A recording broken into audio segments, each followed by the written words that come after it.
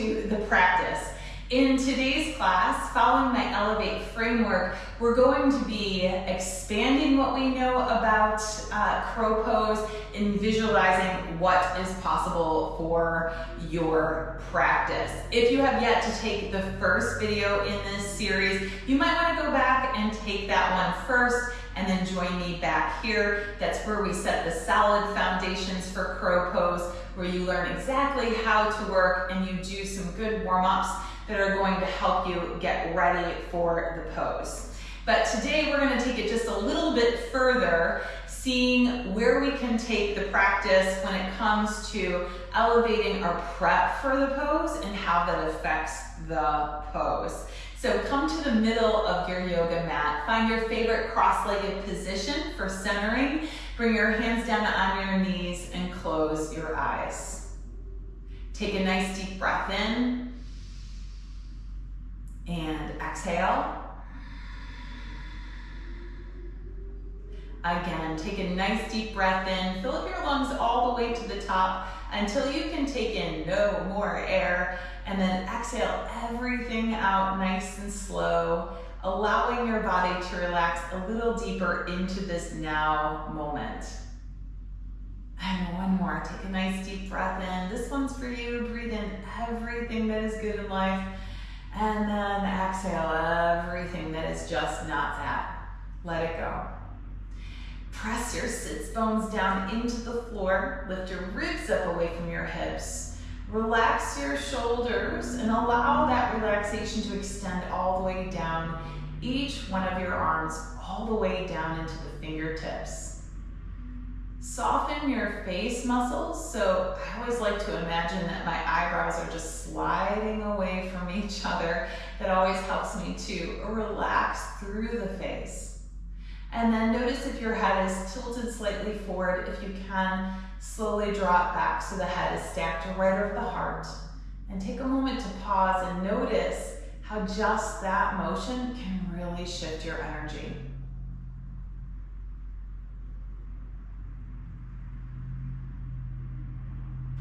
Bring your chin down to your chest and feel the back of the neck stretch. Circle your head over to the right so that the right ear is stacked over your right shoulder.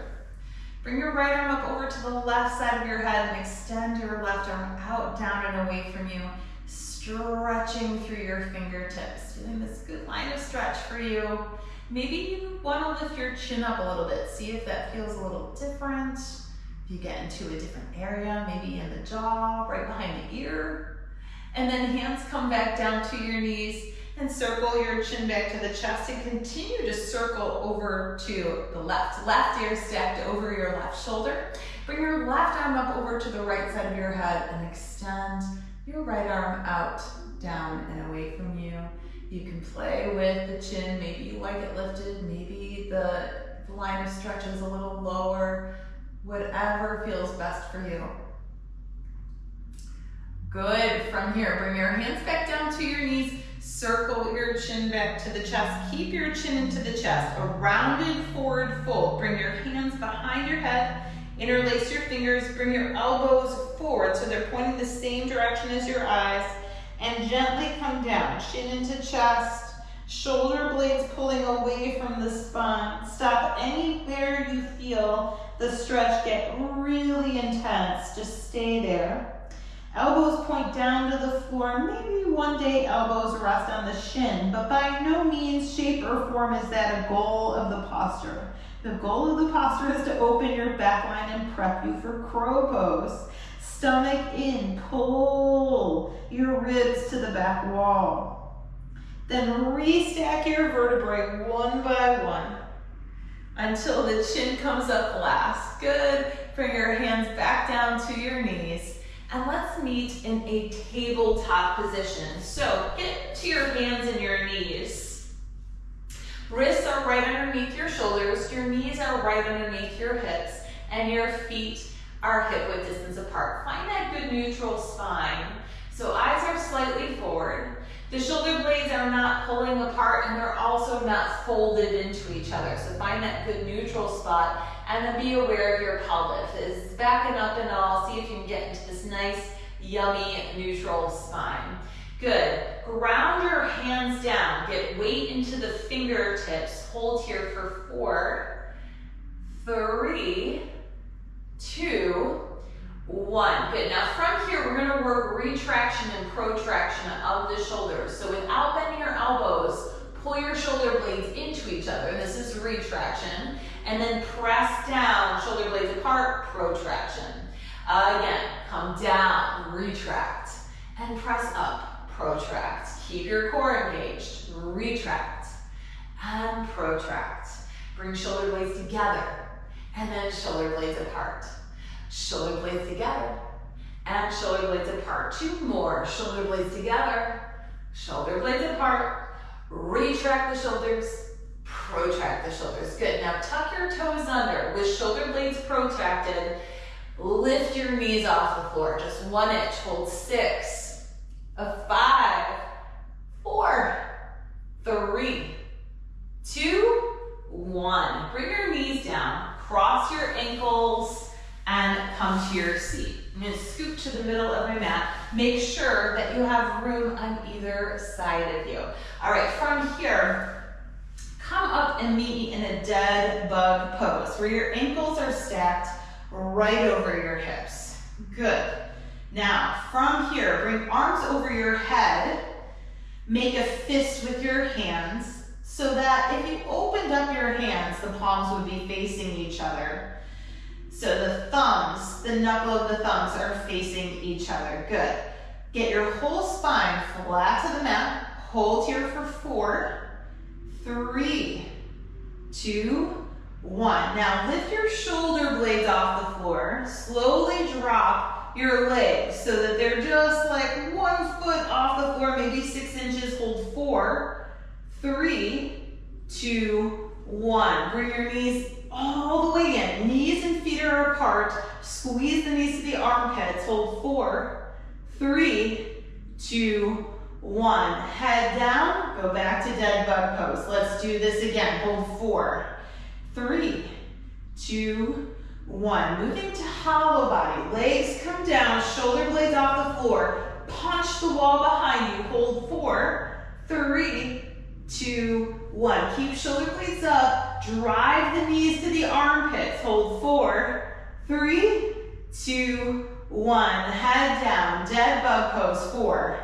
3, 2, 1. Hollow body. 4, 3, 2, 1. Knees to armpits. 4, 3, 2, 1. Dead bug pose. Last round. Here we go. 4, 3. You're doing so good. 2, 1. Hollow body. 4, 3. Punch the wall behind you. 2. Ribs down to the mat. 1. Drive the knees to the armpits. 4, 3, 2, 1. Head down. Bring your feet down.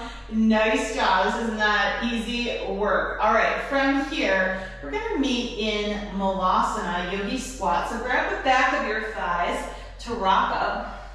And then from here, have hands behind you. See if you can rock onto your feet. All right, hands to chest center. Sink your heels down, chest up. If you have a hard time getting heels down, you can grab the edge of your yoga mat and press forward. A lot of the times this helps might make you feel a little bit more grounded in the posture. Chest up a little bit more. Breathe into this, dropping hips low. Good, now from here, come up to a standing position. Bring your hands down to the floor. Index fingers are parallel to each other. Draw the middle finger and the ring finger in, so it's the same height as your index finger. Knee to arm taps, puff up the back of the heart. Now, if you're here and you're like, I can't get my hands to the floor, please grab 2 blocks and put them underneath your hands. All right, there's always a way you can work. All right, so get those blocks, put them underneath your hands for this. Puff up the back of the heart. And then from here, you're gonna come, keeping arms straight. Lean forward, so it feels like your shoulders are coming over your knuckles. More weight is in the fingertips. Come as high on the toes as you can, and bring your knees as high to your arms as you can. and then down. Again, come all the way up on the toes. Keep your eyes forward. Avoid looking at you as you do this. And heels down. Cool. Let's do 8 more. Here we are for 8.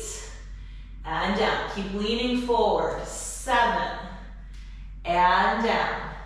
6. And down. 5.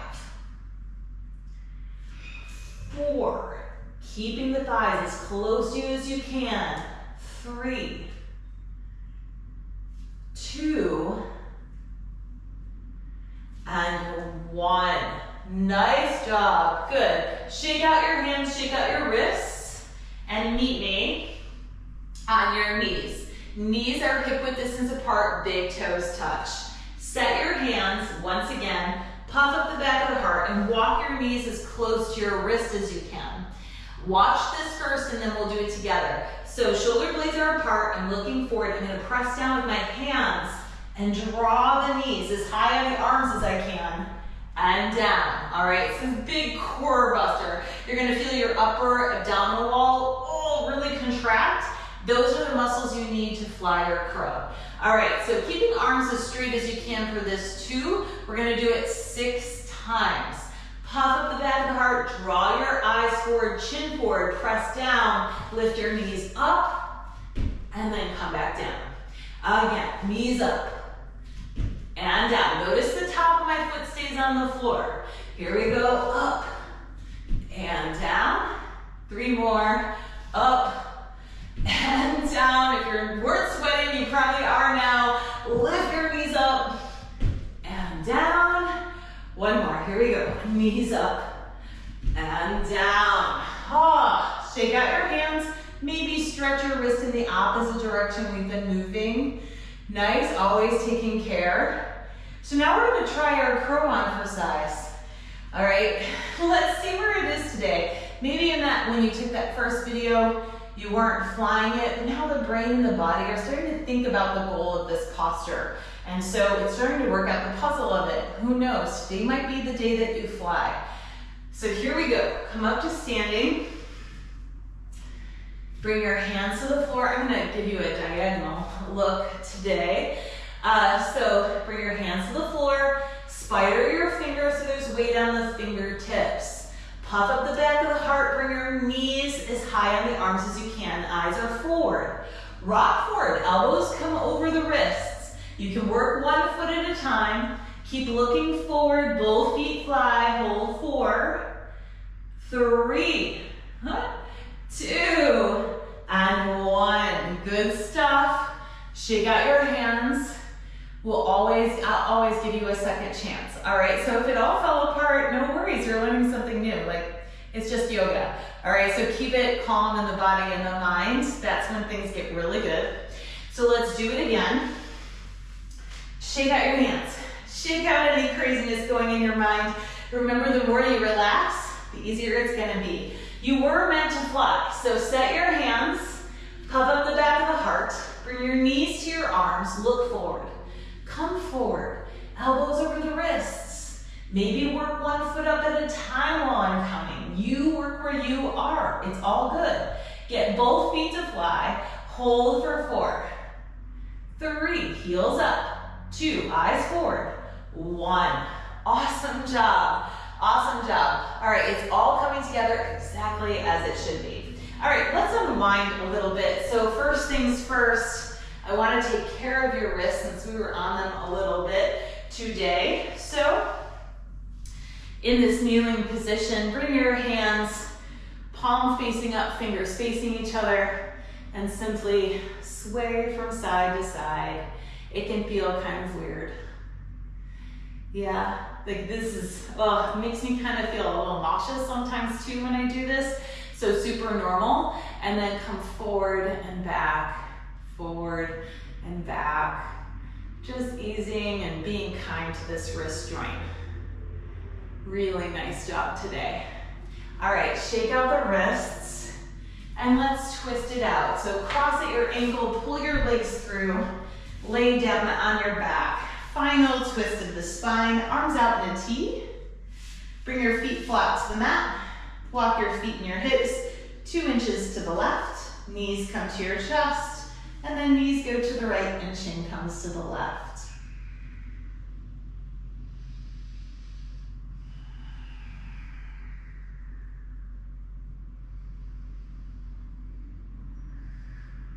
And then come back, get your hips square underneath your shoulders. Walk your feet and your hips 2 inches to the right. Bring your knees to your chest, and knees go to the left, and chin goes to the right. Notice how good your body feels, maybe doing something you haven't done before, whether it was a core drill or a hip flexor strengthener, or maybe it's the first time you really were like, I'm gonna learn crow pose, and this is awesome. No matter what age you are, this is all possible. Come out of your twist, get your hips directly underneath your shoulders for your final Shavasana.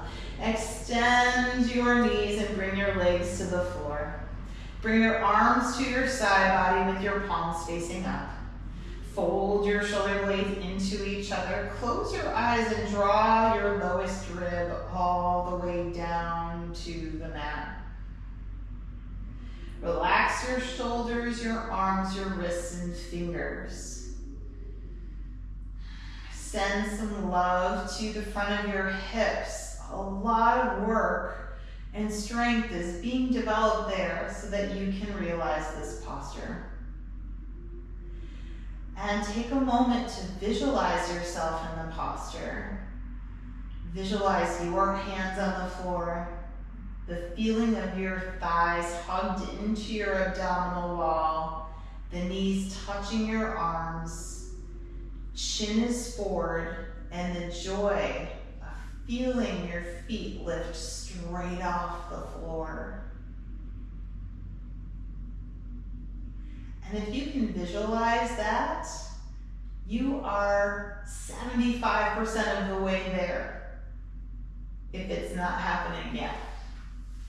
All right, so just know that it's on its way to you. If you can visualize it, then it's definitely possible. It's already done. You just have to keep showing up in this space and working in this manner. So my next video, we will go into the next parts of crow pose, expanding a little bit further into the thought of it, tracking our progress and applying what we already know. So we'll be in the apply and track part of the Elevate framework. Look for that and keep developing this posture. You can do this, you are meant to do this. If you would like further assistance and coaching, know that it is always available to you through the Tori G Yoga online yoga studio. I work with women 40 plus who are looking to build strength, increase their mobility and flexibility as they age through advancing their yoga practice. It is such an empowering place to be, and I'd love to have you over there with us. So come join me if that speaks to you. If not, I'm so glad that we're here on YouTube together. If you have any questions, I'd love to connect with you in that way. Please add them in the comment section and I will get back to you.